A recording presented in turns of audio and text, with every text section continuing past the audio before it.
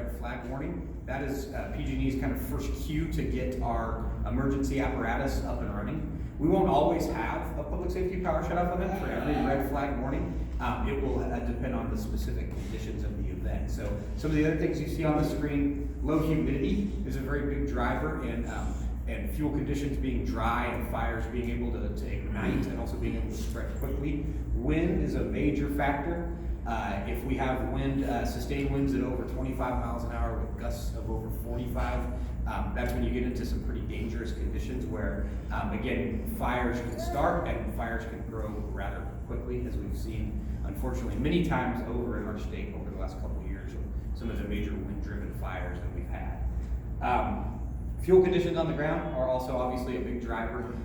So as the fuels continue to dry out, the forest becomes more and more perilous to see a major fire event happen. So if you add up all of these factors, these are things that are more likely to happen as we get later into the fire season, particularly into the fall months is when we see a lot of these major events start to happen.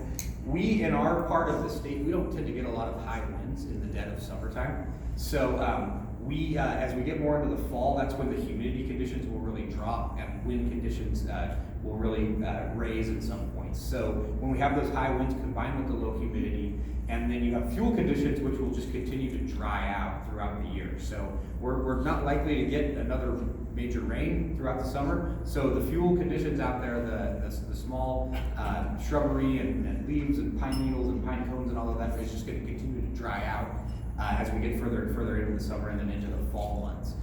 So the key for this, for preventing these kind of events and for preventing major wildfires in our state is going to be, when do we get our first rainstorm of the fall/winter? Because when we get our first major rainstorm, that will pretty much put it into the fire season.